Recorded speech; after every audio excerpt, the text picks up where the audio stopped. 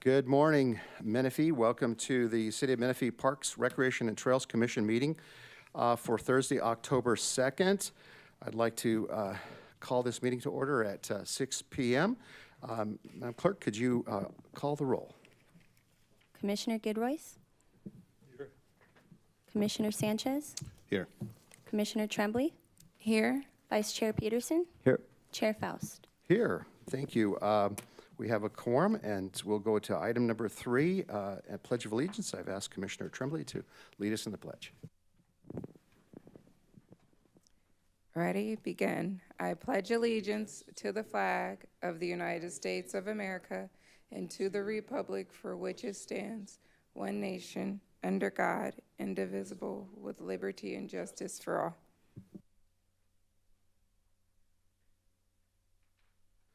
Thank you, Commissioner Tremblay. Item 4, agenda approval or modifications. Do we have any modifications to the agenda? We do not. Okay. So, Commissioners, can I have a motion to approve the agenda as presented? I'll move to approve. Laz, approve, and Tiara, second? A second. Okay, thank you. And then, all in favor of the agenda being approved? Aye. Aye. Okay. Aye. All right, item 5, presentations. There is no presentations today. So we're at item 6, public comments on non-agenda items.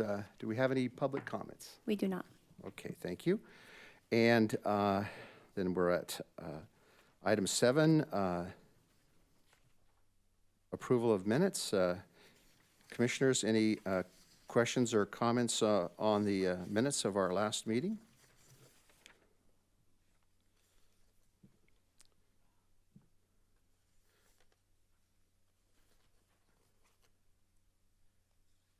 None?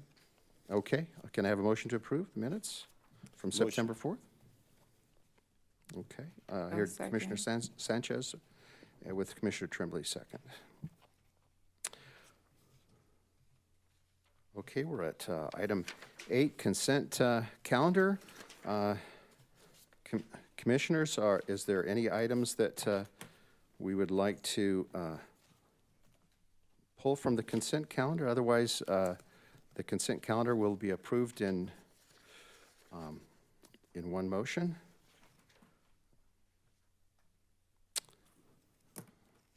I'd like to ask that 8.3 Capital Improvement Program Quarterly Update be pulled from the consent calendar.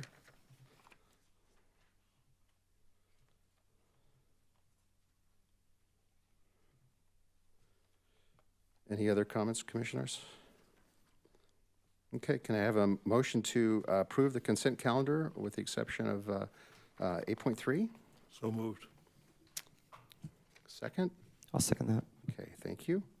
All right, then let's go to 8.3, Capital Improvement Program Quarterly Update. And Ms. Hi. Mitchell. Or were there any questions in particular that you wanted to review? Staff did not prepare a presentation for this as it's a part of the consent calendar. But if there's anything you'd like to review, I'd be happy to update. It just was, there was just a lot in the presentation with, I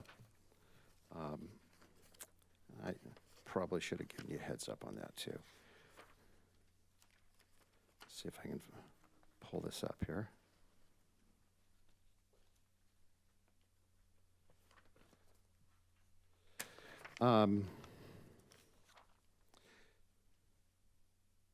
Just to review some of the main items, the Audie Murphy Ranch Sport Park improvements scheduled for 2026. This is primarily the park ranger station. Is Correct. there any The other ranger enhancements? station and the ticket booth there. And the ticket booth. Correct.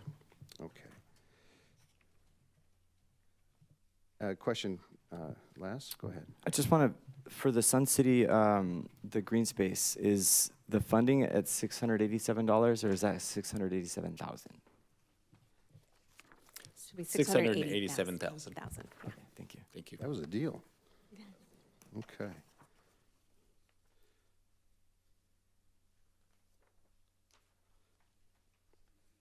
And then my other question was on Evans Park North. We're working with RSM Designs to finalize the design package. Is that, no, I'm sorry, that's park signage. BMLA Landscape Architecture is Correct. preparing a conceptual design. So yeah, that conceptual design, we're working with BMLA. We're setting up some community meetings as well. That way we can see obviously what the community wants, but it's to be able to finalize the environmental there, and then we can start, once we have that the actual conceptual what we're going to put there, we're able to start looking for grants and start adding into funding so we know what we're going to actually build on that lot. Okay, what's the starting reference point for the conceptual design for that? I mean, historically, I mean, we've talked about everything from a community center to a water park to. So back in the original master plan back from 2015, there was a couple different conceptuals on there that had some ball fields. It had an aquatic center and things, but ever since we've been using the pool, we didn't, in commission, we've discussed that with commission. Since we're able to use the pool with the co-op agreement with Paloma Valley High School, it wasn't a smart idea to put a pool there since we're able to use their pool when we're doing it. And then also, as we're doing the environmental, there's some areas that we will have to stay as small areas, but we'll need to stay out of, or at least move those, move some of the plant life in there. But we will, so that's what we're looking at, if that makes sense. Is that a blue line stream through there? Is it There considered is, blue line correct. stream? Okay. And does the conceptual design include a community center? So that's why we're doing the community outreach. We do not know Okay. what it, yeah, we're starting from ground zero with this one.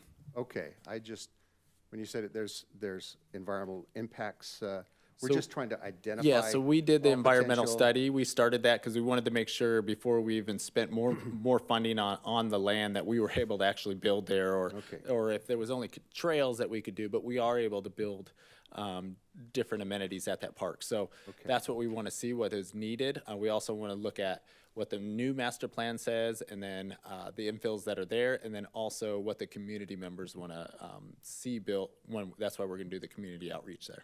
Okay, so the 600,000 is for all the conceptual and then design? What is that, what's that allocation, that funding for? Correct. So that is, sorry, I'm looking at the wrong, I was trying to see where yeah, so the 600,000 was partially for conceptual that we've already put in there, and then for the Environmental. the environmental as well. Okay. So basically, we're getting we'll get a list of, these are things that would be compatible with the We'll get a land list, and use. then when we do the conceptual, that's going to be the being able to get into a design package for a construction package for the park to be able to actually get a full design. But that's what we're starting at, is with the conceptual. So Okay, and is there we say a future date, is there kind of a rough timeline for them bringing a conceptual to us? we are in October. We are going to start the community meetings. Okay, End of October is when we're going to start the community meetings. We just had a kickoff meeting with them this week. So we are starting, getting everything going. We'll start promoting that. And we'll definitely let commission know as soon as we know the exact dates and times and locations where it is. So that way when the city pushes it out, and we're able to let everyone know. okay, and I know, and I think it was it's going to be in the presentation today that there is on CP 2416 Quail Valley Park, that there's going to be the first community meeting, outreach meeting for the nature.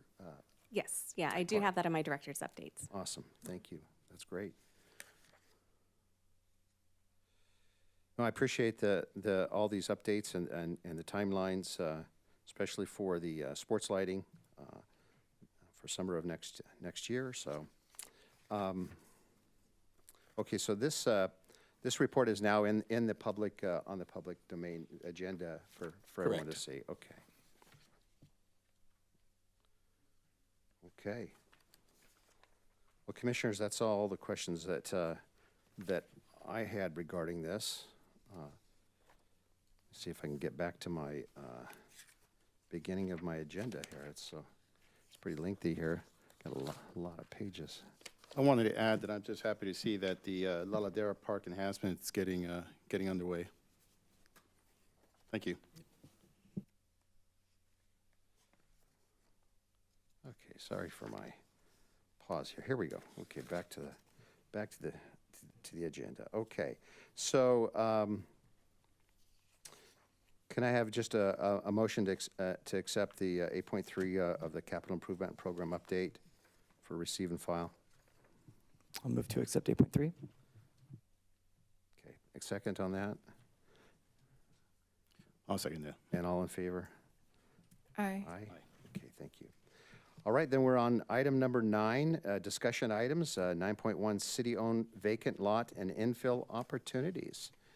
All right, good evening, Commission. I will take the lead on this one. Super. As we've brought this to City Council, but also it was a future agenda recommendation for Commission to bring that back.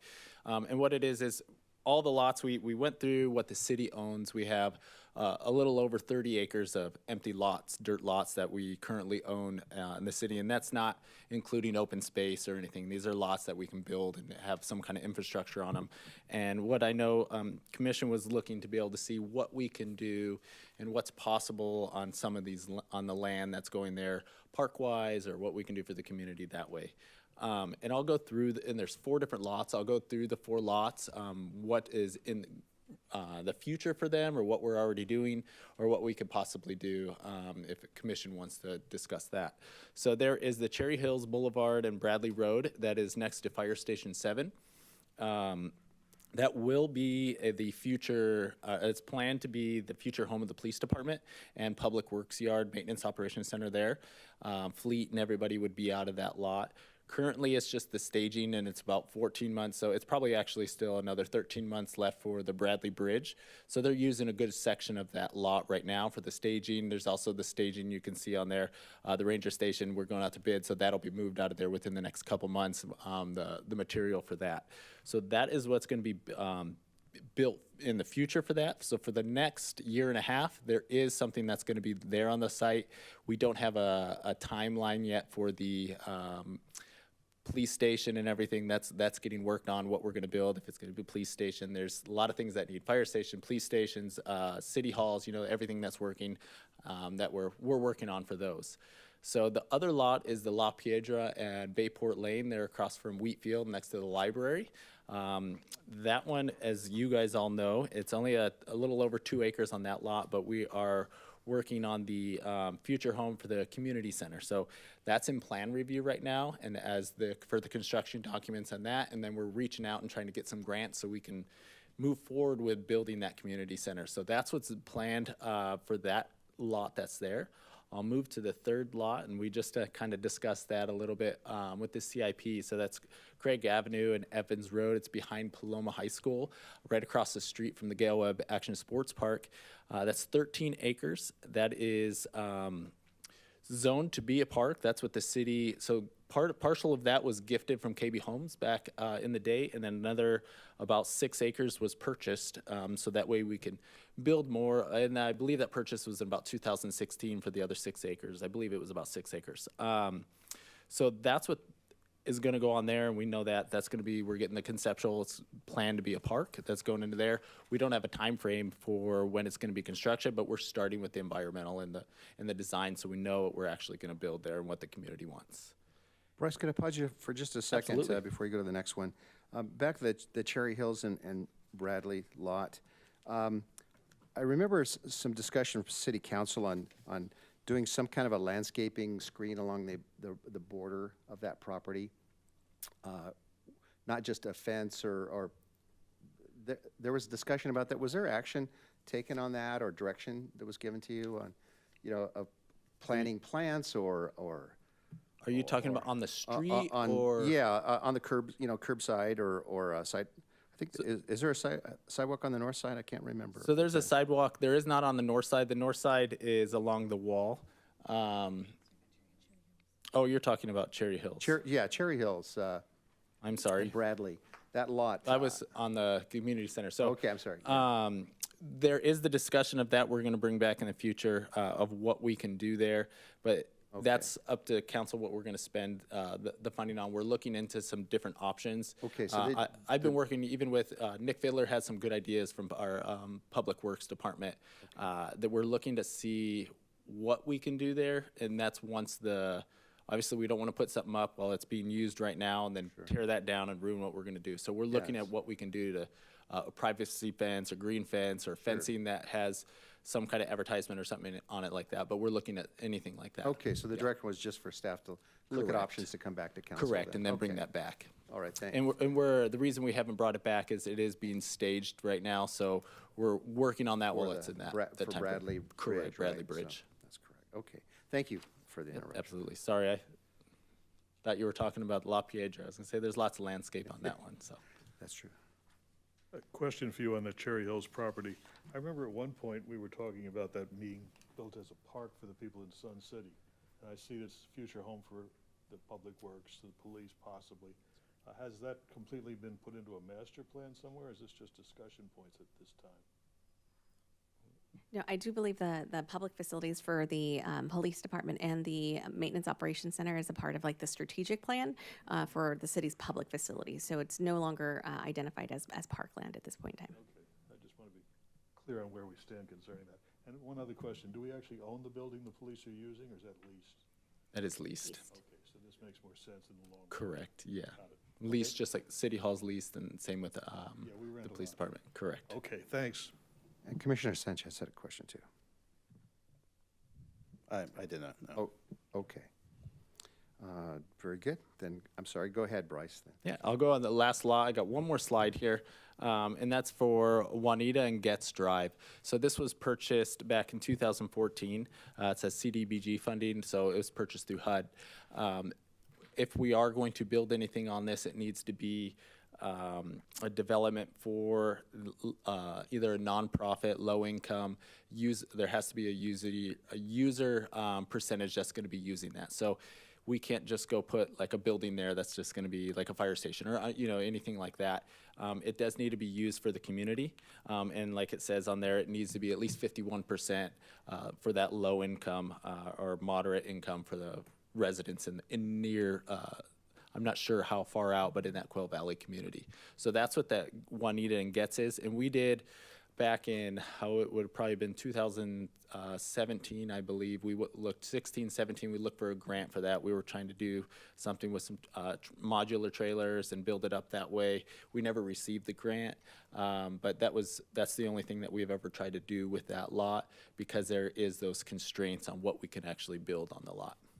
So a community center would not be acceptable? I believe it would have to be for, depending on, I'm not sure 100% on that one. So when it comes That's what I'm to, asking. community development block grant funds, we have to be able to verify the users are either 51% or more low to moderate income, or potentially, seniors are considered CDBG recipients without having verification. But a lot of the constraints when it comes to CDBG requires the reporting of that data. And I think when originally looking at this location, there were programs that we were trying to run utilizing CDBG, and just the information that's required from residents to fill out made it difficult to get programs started out in Quail Valley as well.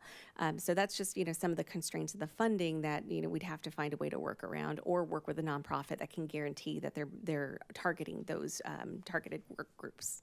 And there was also something about the slope of the land making it hard to use. There's different tiers on it, or slopes up, and that's why when we were trying to do modulars on 2 different tiers of it, so it's not a flat lot, correct? Welcome. Commissioner Sanchez. Question, what would a public facility be? What would, like, community center, I know, he mentioned community center, but would it be, can you describe what that would be? Public facility is generally anything that's open and available to the public and either provides additional services. So public facility is basically all of city-owned and operated facilities, fire, PD, city hall, our community centers, recreation center, that would be considered a public facility. So 51% of that land would have to be public facility. Well, No, the 50 services would have yep. to be to 51% of the Accommodate services would 51%. have to go to low, moderate income individuals. Got it, thank you. Could it be a community center that's like partners with Family Youth Services or one of those organizations that provides assistance to low-income families with child care, preschool services, things? Yeah, Not sure. there are some possibilities to this. We just are presenting the information for commission to have readily available so that when we start planning in the budget process or the CIP process, and if we see opportunities to build on what's available, we can do that. At this point in time, we haven't been able to find a partner that's willing to move forward on this property. Okay. Any other questions on that? And that was it then? Yeah, that's the end of the presentation. I do know that's what commission at the time wanted to see if there was possibilities for parks and everything, but as you can see, the 4 parcels that we do own, they're at least planned, except one you didn't guess. There's restrictions on that, but the rest of them there's planned facilities or amenities that are going to go to those lots. Okay. And nothing is, well, maybe you can't speak to it, but are there any negotiations going on that that you can't speak about in detail with any landowners currently on other potential sites? People that are interested to sell or the city's interested in buying? Unfortunately, I don't have any of that information. Okay. Okay. All right. Just trying to figure out where we're gonna buy the land for the regional sports park that we want to have. Okay. All right. Thank you for that report, Bryce. Then let's go to item 9.2, Quimby Assessment for Heritage Village Tract Map 38346. All right. Good evening, commissioners. I do want to notate that there is a correction to the staff report on this item, and it was inserted into red folders. And essentially what it is that prior to today's meeting, we were able to identify the fee that we typically assess for the 1 acre of parkland. So that's been updated in the staff report. So we're actually able to give you the full Quimby calculation for this property, for this development. So I just wanted to make note of that correction. And so you do have that information. Okay, thank you. So to start off with, the Heritage Village is a development that's located in northern Menifee, northeastern Menifee, off of Rouse Road and Menifee Road, and it is a site that is dedicated to 162 two-story condominiums. So it's a high-density population, and the developer that is overseeing this development is Lennar Homes. And currently, whenever we have developments like this where there may not be enough space to put in enough park space for the residents, the conditions of approval for this particular development did say that they were going to fulfill their Quimby obligations through the payment of in lieu fees. And so with that in mind, we are looking at what the required acreage of parkland, utilizing the calculations as provided in our Menifee Municipal Code that was updated in 2019. So this type of development, because it's multifamily housing on a relatively small size, is pretty dense. So for this development, the required parkland is 1.97 acres. And so if they're paying in their in lieu fees, the city and the developer have agreed upon the land value being at $250,000 per acre. So the total Quimby assessment, the fees that would have to be paid, comes in at just under $500,000. So with that in mind, we want to make sure that the commission agrees that that would meet the Quimby Act requirements, based on the calculations within our Menifee Municipal Code, and that the developer who is also developing phase 1 of Legato, which is our large master plan community, kind of in the center of Menifee, between McCall and Encanto, I think, in that area, and Lennar is developing phase 1, and so I know that commission has had the opportunity to review some of the Legato park conceptual plans in the past, but for those of you who haven't, it is a big master plan community with several parks that are going to be dedicated to the city. And in phase one, it's the East Park and the West Park and the Paseos. And so with this master plan community having been organized and the specific plan approved back in 2019 and 2020, the cost of constructing these parks have increased significantly.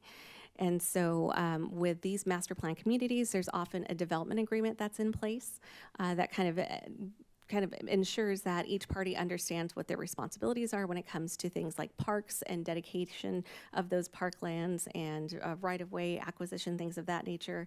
And so for this particular component, we are looking at the fact that the development agreement has some very specific maximum contributions for the developer to build these parks.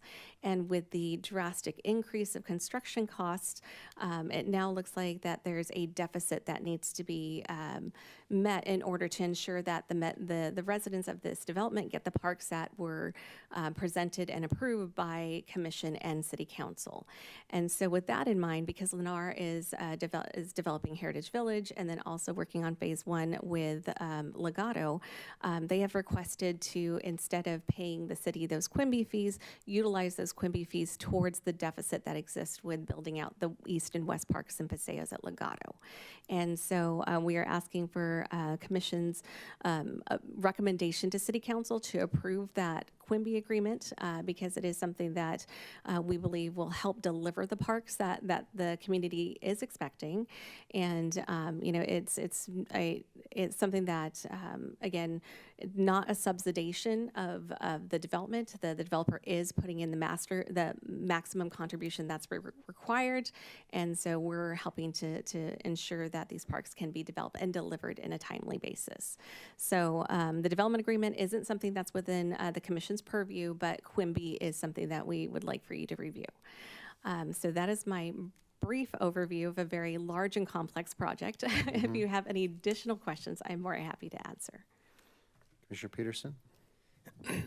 So pretty much if the Quimby fees, they're allowed to use those for Legato, they're paying the wages for the construction, we're not paying anything, you know, prevailing wage. So at the end of the day, there's money saved as far as that goes. Essentially, we're not going to be receiving the funds. We'll just be allowing Lennar to use that at the Legato parks. And Yes. they can make more out of that than we could. Yes. Okay. Thank you. And so the Heritage Village is a HOA gated community, it kind of looks like. It's a private, they're going to be private amenities. Yes, private amenities. And so in the, looking at, you know, this, we're not really losing, in that general area, we've got Underwood and Remington Park that are very close to that particular area for the residents if they want to use outside of the development parks close by. I guess my only question, and just, I guess, just my ignorance, when we enter into development agreements, there's no age where it like, hey, it's been 6 years, we need to renegotiate this, or how long are they good for? They're essentially until they're completed, until the projects are completed. Even when a project stalls like this one did for so many years. I think 20 years.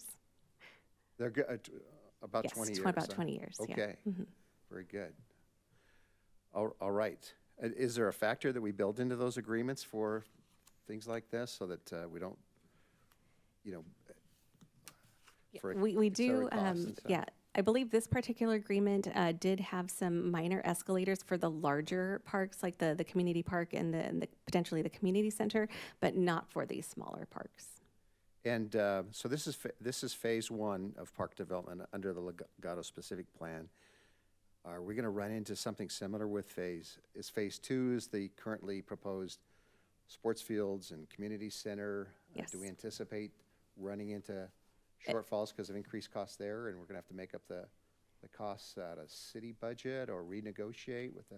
It's some possible that trade-offs some negotiations will have to be taking place for phase two.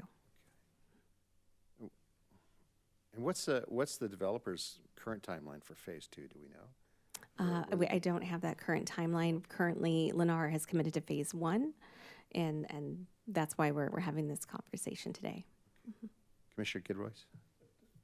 To be clear, even the Heritage Village money coming from Quimby will not bridge the difference in the shortfall. Just want to make sure all the commissioners know that. Yes, we do have a number of different mechanisms that are being used to bridge the shortfall. The overall cost of construction of these parks and paseos is almost double than what the original amount was anticipated.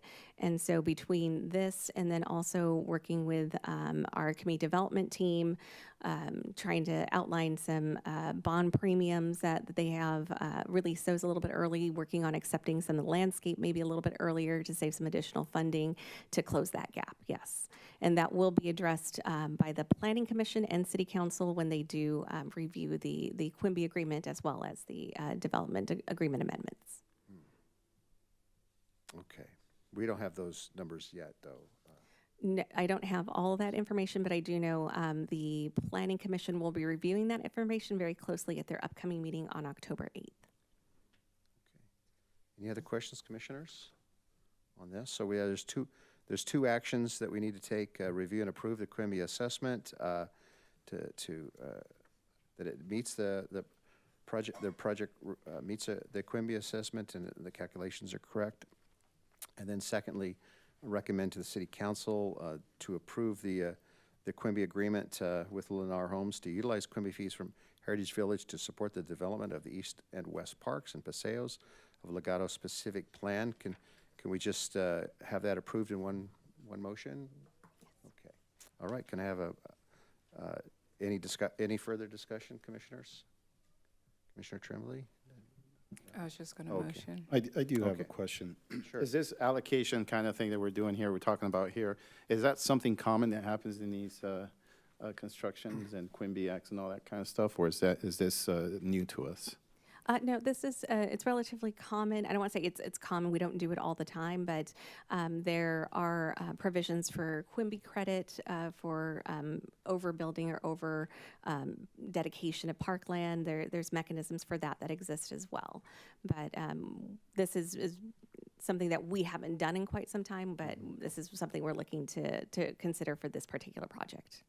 Yeah, my only other comment on that would be that you would think that there would be an agreement that the cost today for a developer or his obligation would be the same today as it would be in 20 years, right? So that we don't take those funds that we probably build for use for another park and instead help them finish a project.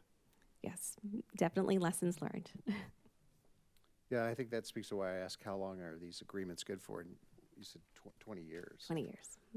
So we got to make sure we cover ourselves. And those development agreements come through the city community development agreements that.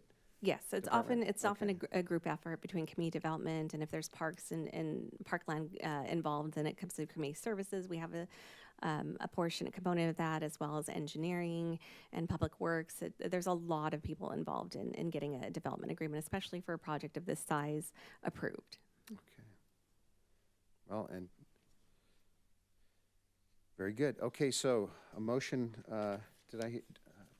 Commissioner Tremblay, were you making a motion to approve? Yes, I was the going to action? motion to approve. Okay, and a second on that? I'll second. Okay, all in favor, commissioners? Aye. Aye. Aye. All right, unanimous then to recommend to the council that we approve. Not only the assessment plus the agreement with Lennar. Then let's go to 9.3, Community Services User Fee Recommendations, our second review. All right, so we are bringing this back as requested. So just for a brief background, we know we had talked about in both April and in our last meeting about the citywide fee study that was conducted in 2022. In April, we had an opportunity to just kind of review what our fees are and what are the things that we kind of charge for. And then last month, we had discussed 3 potential fee adjustments, and it seemed that the commission was all on board with seeing a moderate increase of 20%, but then also requested some additional data regarding residency, our comparison cities, and then also non-resident fees. And so today's update is going to focus kind of in those areas that we did refine the regional comparisons. So we now focus on Marietta, Temecula, Valley-Wide, and Lake Elsinore. So we kind of removed some of the outliers, like I believe it was Moreno Valley and Paris. We do have residency data to kind of give you an opportunity to review the breakdown of resident versus non-resident when it comes to our rentals. And then we also have 3 additional options for you to consider when it comes to the non-resident rate. So that's what we're going to be reviewing. So this one is the residency versus non-residency numbers. And so for the most part, our residents do take advantage of the accessibility and the low cost of our amenities. And as you can see, it's an average of about 80%, 80-20. So 80% resident rate rentals versus 20%. And it's kind of the same thing when it comes to our field rentals. The one thing that we wanted to notate when we talk about resident organizations, we do require a percentage of residency be a part of those leagues, especially when it comes to youth organizations. And I want to say the number is 70%. Is it 70%? Yeah, 70%. For some reason I was thinking 70 or 80, but yeah, so 70% residency rate in order to get the resident field rental rate. So yeah. I'm glad to see that our residents do take advantage of the opportunity to utilize our facilities. So the 3 optional scenarios that we provided as a part of the staff report and the additional information in the attachments is that all 3 will see a 20% increase across the resident and nonprofit rates. But the first one being just the 20% and across all fields, all users. The second one being a 20% increase for nonprofit and residents, with a 40% kind of doubling for non-residents. And then the third option was the 20% for 20% for resident nonprofits, and then adjusting the non-resident rate to match the regional average. So with that, this kind of gives you a breakdown of what the potential fees would be, and this is just a snapshot. The more complete list of all our fees was attached in the staff report, but we didn't want to blind you with that table. There's a lot of information, but this just kind of gives you a brief idea of what that might look like for each of these fees, and these are our most used fees. Are there any questions on this item before I move forward to the next slide? Staff or Commissioners, Peterson? Just to clarify, so when we're talking non-resident, that's including nonprofit and for-profit organizations, right? And yes, obviously just anyone else. So when we're talking resident versus resident nonprofit, resident would be any for-profit, and let's say if an average guy just wanted to rent a field, versus a nonprofit, which is a separate. yes, that's correct. Okay, thank you. Commissioner Gidroyce, did I skip you? Okay. Any other questions, Commissioners, on the scenarios? Okay, you can proceed then. Okay. And so the last bit of information we wanted to provide was just the potential revenue increase. It didn't increase drastically from what we'd originally presented. One of the items that I did want to bring up, and it was mentioned in the staff report, was that when we took a look at the comparison cities and removed some of the outliers, some of our average regional averages came down a little bit. We had some organizations that maybe concentrate a little more on cost recovery than we do.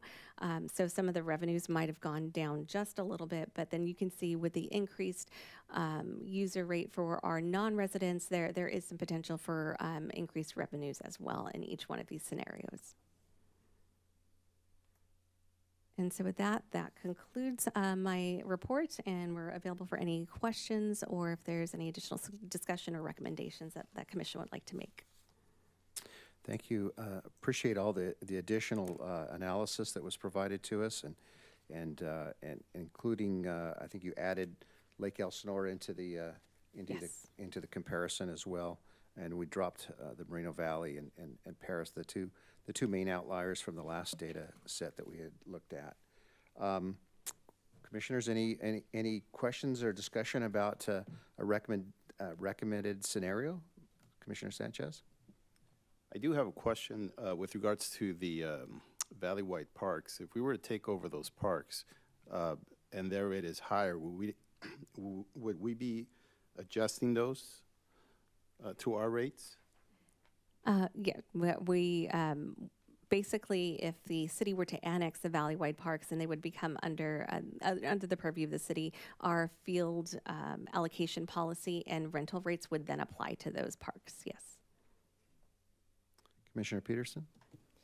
So considering the demand is excessive, I mean, we're talking like not just within Menifee, but outside of our city as well.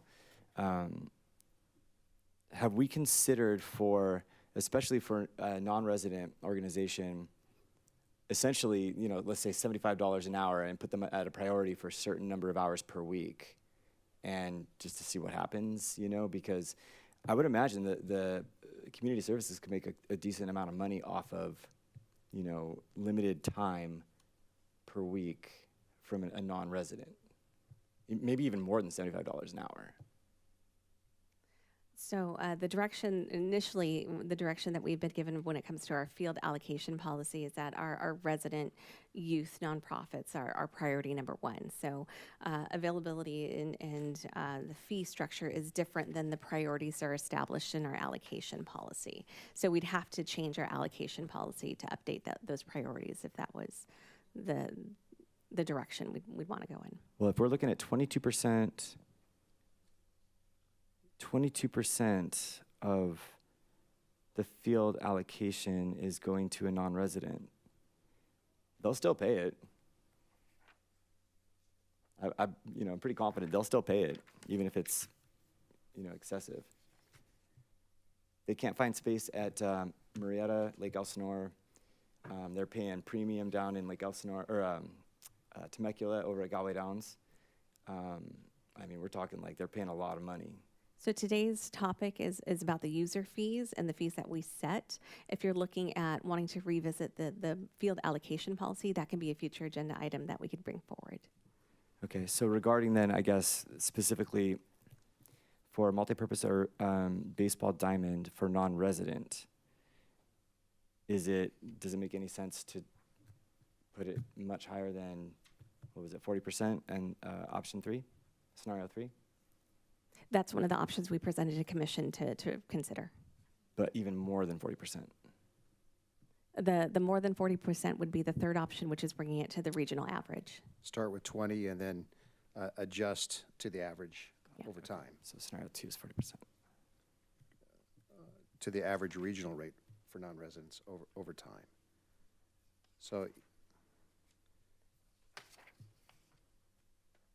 which, so the main difference between scenario 1, 20% increase for nonprofits, residents, and non-residents across the board. There you go, thank you. 20% increase for nonprofits, 20 for residents, and 40% increase for non-residents in option 2. So a big jump for the non-residents, kind of like what you're suggesting, Commissioner Peterson, and then 20% for nonprofits, 20% increase for residents, but with the non-residents,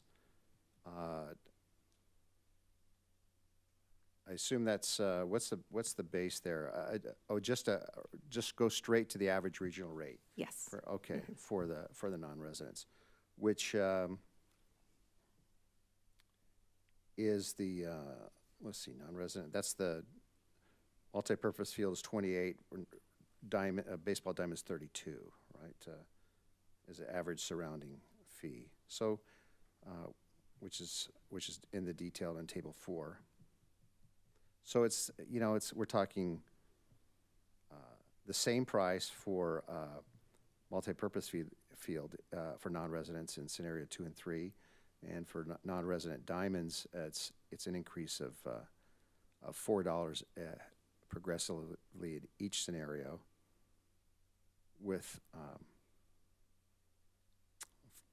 but as far as the other fees, it's scenario 1 and 2, resident and resident nonprofits are the same. Scenario 3 just really looks like it for residents and resident nonprofit for facility rentals. There's an increase impact.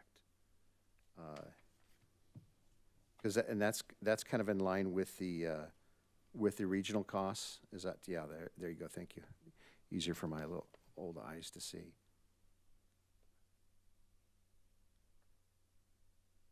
So scenario 3 is basically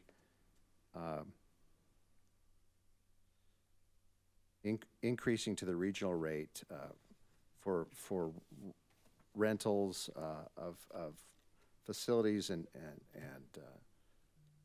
fields. Yes, it would be for all user Okay, fees across for the board. all This user is just a fees across the snapshot of the most used fees. Sure, okay. Any other comments, commissioners? Yes. Yes, Commissioner I Goodwin. think it's important that we look at the verbiage here that says consistent with previous city council direction, current rental fees do not assume full cost recovery in order to keep services accessible to residents. We really got to do what we can to help the residents out. And the non-residents, to my mind, 40% increase would be just fine because we're not trying to discourage them, but we're trying to make sure our residents have an advantage. My understanding from the last meeting is that non-residents have a very small percentage. Is that correct? Well, that's Yep, been they're about- identified as 22%. Yes, yeah. So, Commissioner, But I agree with you. Commissioner Pete, and so that's scenario 2, correct, is what you're referring to, Commissioner Peterson? Yeah, the one thing that I think is really important is to be able to recoup some money, so that we can maintain our fields at a higher level, and I know that we don't have any money or is in the budget, is there money that's specifically allocated for multipurpose and baseball field maintenance and care? Yes, that's a part of our annual budget. Mhm. Is that, do you know what that is offhand? I don't have that information readily available. But in your budget planning, you try to match the need, the cost with the budget submittal. I assume. Commissioner Yes. Tremblay? I feel like I'm leaning more towards option 3 because I think in all of the options, it looks like there will be a 20% increase for our residents, whether it be nonprofit or just people wanting to use the facilities and parks. But basically coming up to the average of what everyone else around us is charging, I think makes sense, especially when it comes to the non-residents. So I find myself leaning more towards that because then, similar to what Commissioner Peterson was saying, that would also, even though it's not going to be a big jump, it will add a little bit more resources so we can maintain those parks.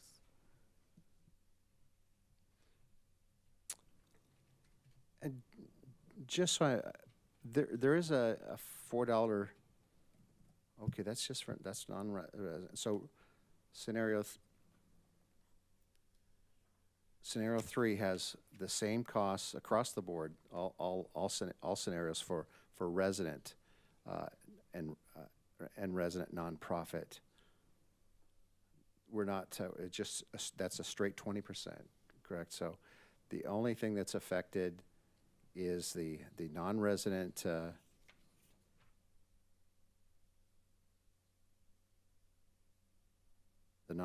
baseball diamond is up a little bit more, and facility rental, large up to 150 capacity, stays the same for residents and resident nonprofits, but scenario 3 bunches also penalizes residents too. Could you explain that? The 74, jumps from 48 to 74 for residents on facility rentals. Why would that have to increase? No, unfortunately, it looks like that was that an might error. just be a typo? That's a Okay. typo. We Okay. apologize for the confusion. Okay, then that makes more sense then to me. So whichever option we choose, it's just a flat 20% for residents with no suggestion on a gradual scale to match regional rates. The only people that are going to be affected by matching the regional rates would be non-residents. So, understanding that now a little clearer, that I would be okay with scenario 3. Any other comments, Commissioner Peterson? Is there somewhere in here that shows the for having lights, the dollar per hour? Yeah, it should be in the analysis that we provided. It was one of the attachments in the staff report. And I do see that. So it would be, so it would be for residents, it would go up to 20%, which would be $12, and then non-resident would go up and it would be 24 Okay, thank you. an hour. And this also includes recommended fee categories for future tournament costs as well, too. Yes. That's in Table 5 in the staff report, Commissioners, that we currently don't have that. That's but correct. it's setting a fee that is, for residents, it's still half of what they would pay in other areas, other cities, and for the actual cost per hour, and then deposits are lower, but for than the surrounding agency fees.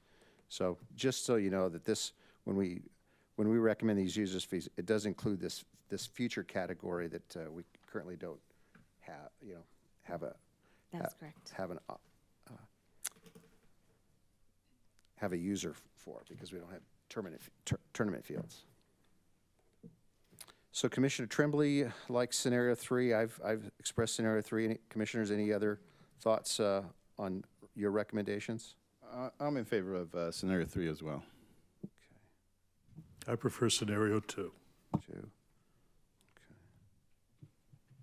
And Commissioner Peterson? Well, I'd like scenario 3, but a little bit more from our resident nonprofit and from our resident. But, well, I'll take scenario 3.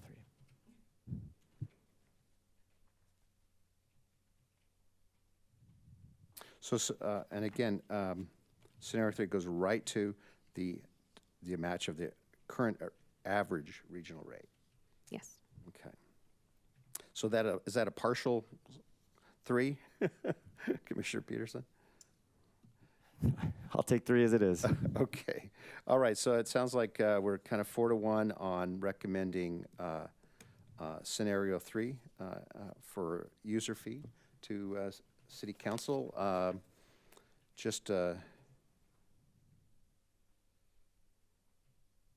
Yeah, I think that's.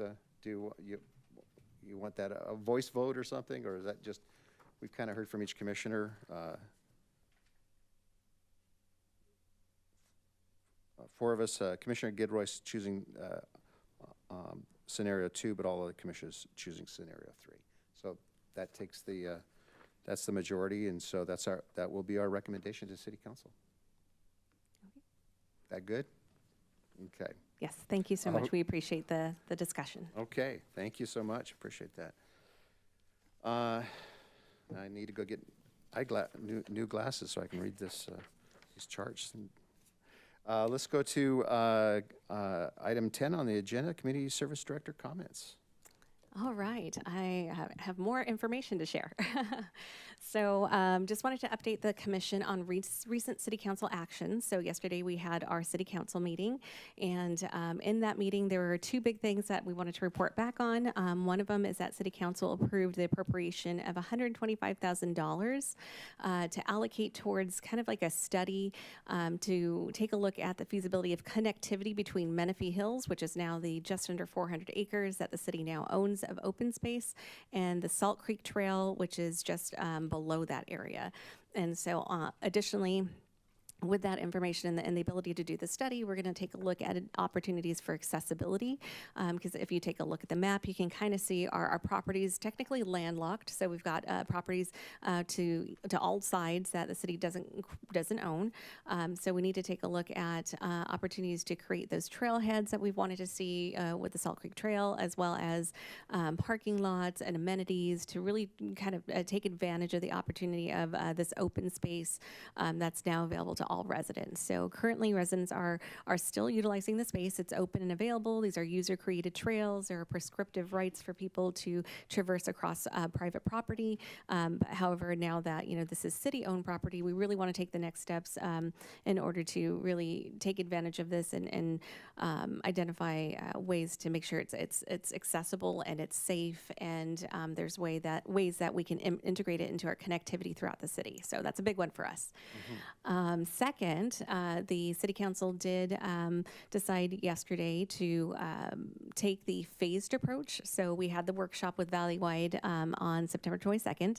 And so at last night's City Council meeting, we presented to them three particular, very distinct options of how to approach the annexation or how to work with Valleywide.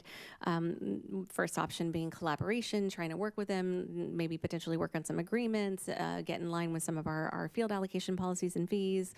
Second option was to take a phased approach, looking at the Menifee Parks District, which is the one district that is completely within city boundaries. And then option 3 was to take a look at taking all 3 districts. And so unanimously, council voted to take a look and proceed with option 2, which is a phased approach. So that was the direction staff was given last night. And so in order to memorialize that, we'll have to go back to City Council, get a resolution, work with our consultant, and there's a lot of work ahead of us. It's a relatively lengthy process, especially when it comes to taking a look at Menifee Parks. We'll have to look at doing an inventory assessment of those areas, identifying any capital improvements or investments for replacements and repairs, and whether or not things are ADA accessible and all sorts of fun stuff. So we are just at the beginning. So just wanted to make sure the commission was aware of that, and the council was very appreciative of the feedback that you provided during the workshop. It was great to hear from you guys directly about this topic. So more to come, to be determined, to be continued. And last but not least, I've got the Quail Valley Nature Park community meeting that we are hosting on Tuesday, October 14th. It's going to be at Quail Valley Elementary at 6 o'clock in the evening. So we're hoping that our residents, families can come on out and provide us some of their feedback on the future Quail Valley Nature Park. And so this park is made possible through the donation of the land from the Canyon Heights HOA community, and then also through grant funding that we received through the National Park Service and the California State Parks Department to match $750,000. So now we have $1.5 million to develop this park in Quail Valley, where we don't have any. And so this is an outdoor recreation legacy program, a funded program. So we're looking at trying to maintain these open spaces. There's a riparian area. There's a blue line stream that kind of goes through there. So really trying to keep it as natural as possible is what the grant requirements are.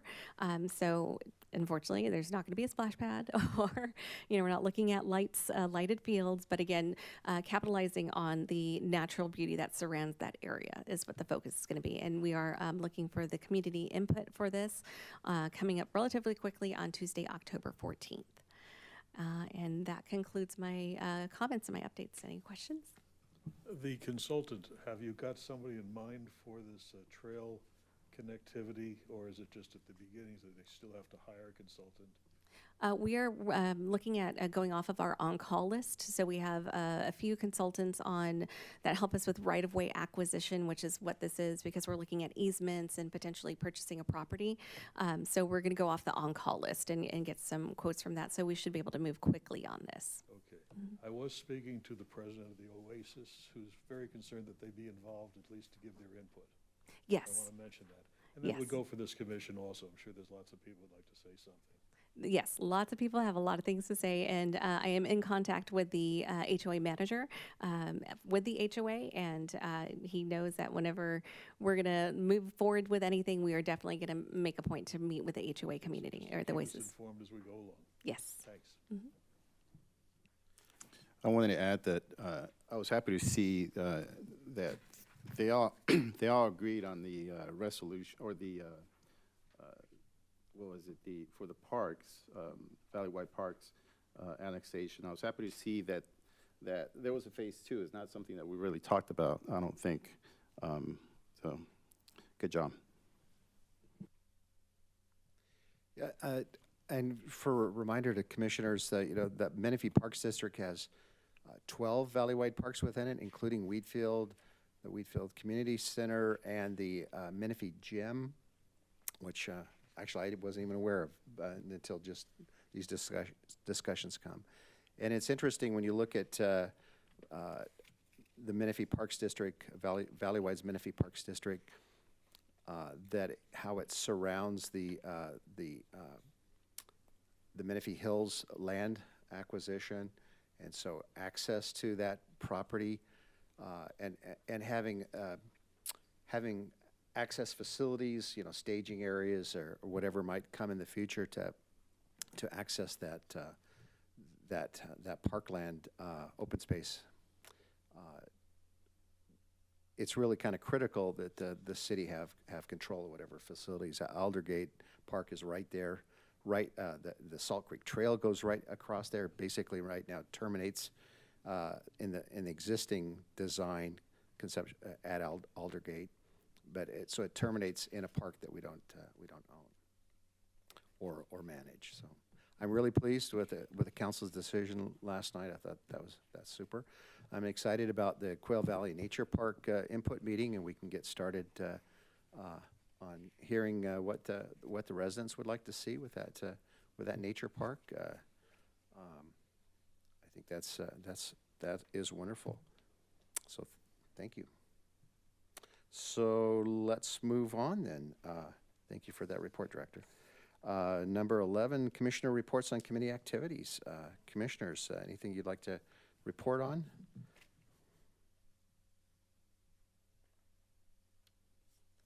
Commissioner Peterson.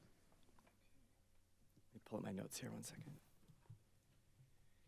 Okay, well, celebrity karaoke Friday, September 19th with, let's see, that was put on by the Menifee Valley Community Covered.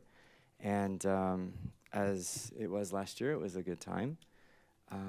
Let's see, we had our PRTC and City Council Valleywide discussion September 22nd, and our placemaking special meeting, which we attended yesterday,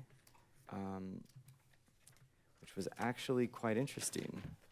So that's about it. Thank you. Anyone else? Yes, I participated in the meeting yesterday for the placemaking. I thought that was a pretty good meeting. And also September 22, to discuss the annexation. That was a very productive meeting. Thank you. I do really appreciate the City Council setting up that joint meeting with us on the 22nd so we could all kind of hear the staff report at the same time and get that collective input. I think that was really, really valuable.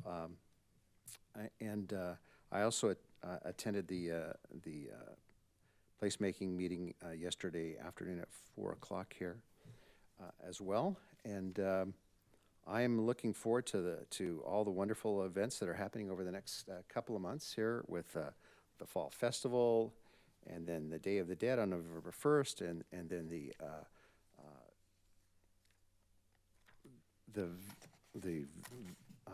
Veterans Day ceremony on the 11th, and then of course we're fast approaching tree lighting as well too, right on the heels of that, first weekend of December.